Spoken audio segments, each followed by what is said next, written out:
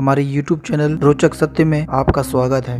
इसमें हम आपको कुछ ऐसी सत्य घटनाओं से रूबरू करवाएंगे जिसे सुनकर आपको एक बार यकीन नहीं होगा। आज हम बात करेंगे वृंदावन में मौजूद निधि वन के बारे में। शाम होते ही इस तरफ न खुलती है कोई खिड़की, न ही कोई करता है यहाँ झांकने की गलती। भारत के हर स्थान में छिपा है उसका एक अतीत जो अपनी कहानी बयां करता है। इन धार्मिक जगहों में छुपे ये राज लोगों को भगवान का अस्तित्व मानने पर मजबूर करते हैं। ऐसी ही जगहों में से एक है धार्मिक नगर वृंदावन में मौजूद निधि वन। ये स्थान बेहद पवित्र, धार्मिक और रहस्यमयी माना जाता है। लेकिन आज हम आपको बताते हैं ऐसा कौन सा रहस्य है जो इस जगह को खास बनाता है। आपको जानकर आश्चर्य होगा। मान्यता है कि निधि वन में आज भी हर रात कृष्ण गोपियों संग रास रचाते हैं। यही कारण है कि सुबह खुलने वाले निधि वन को संध्या आरती के पश्चात बंद कर दिया जाता है। उसके बाद वहाँ कोई नहीं रहता। यहाँ तक कि निधि वन में दिन में रहने वाले पशु पक्षी भी संध्या होते ही निधि वन को छोड़कर चले जाते हैं। निधि वन के बारे में मान्यता। निधि वन के अंदर ही रंग महल, जिसके बारे में मान्यता है कि रोज यहाँ रात पर राधा और कन्हैया आकर रास रचाते हैं। रंग महल में राधा और कन्हैया के लिए रखे गए चंदन के पलंग को शाम 7 बजे के पहले सजा दिया जाता है। पलंग के बगल में एक लोटा पानी, राधा जी के श्रृंगार का सामान और दातुन संग पान रख दिया जाता है। सुबह 5 बजे जब रंग महल का पट खुलता है तो बिस्तर अस्त व्यस्त, लोटे का पानी खाली, दातुन खुशी हुई और पान खाया हुआ मिलता है। रंग महल में भक्त केवल श्रृंगार का सामान ही चढ़ाते हैं और प्रसाद स्वरूप उन्हें भी श्रृंगार का सामान मिलता है। शाम होते ही बंद हो जाता है निधि वन और सब लोग यहाँ से चले जाते हैं। लेकिन फिर भी यदि कोई छुपकर रास लीला देखने की कोशिश करता है तो वो अंधा, गूंगा, बहरा, पागल हो जाता है ताकि वो इस रास लीला के बारे में किसी को बता ना सके।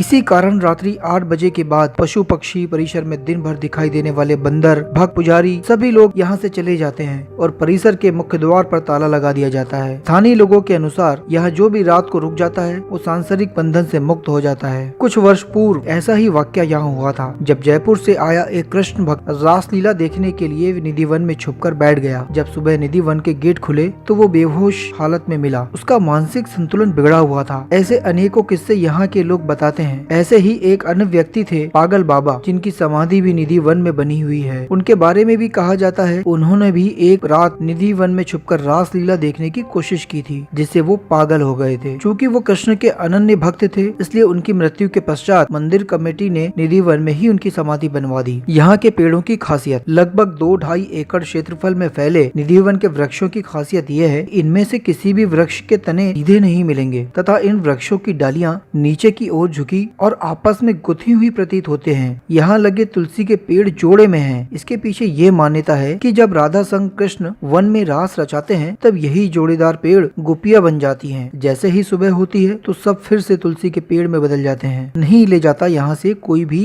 एक टहनी। साथ ही एक मान्यता ये भी है कि इस वन में लगे तुलसी की कोई एक डंडी भी नहीं ले जा सकता। लोग बताते हैं जो लोग भी ले गए वो किसी न किसी आपदा का शिकार हो गए, इसलिए कोई भी इन्हें नहीं ले जाता। वन के आसपास बने मकानों में खिड़कियां नहीं हैं। यहाँ के निवासी बताते हैं कि शाम 7 बजे के बाद कोई इस वन की तरफ नहीं देखता। जिन लोगों ने देखने का प्रयास किया या तो अंधे हो गए या उनके ऊपर देवी आपदा आ गई। जिन मकानों में खिड़कियां भी हैं, उनके घर के लोग शाम 7 बजे मंदिर की आरती का घंटा बजते ही बंद कर लेते हैं। कुछ लोगों ने तो अपनी खिड़कियों को ईंटों से भी बंद करवा दिया है। दोस्तों, अगर आपको हमारा वीडियो पसंद आया, लाइक और कमेंट जरूर करें और हमारे नेक्स्ट वीडियो के लिए हमारे इस चैनल को सब्सक्राइब करें। Thank you.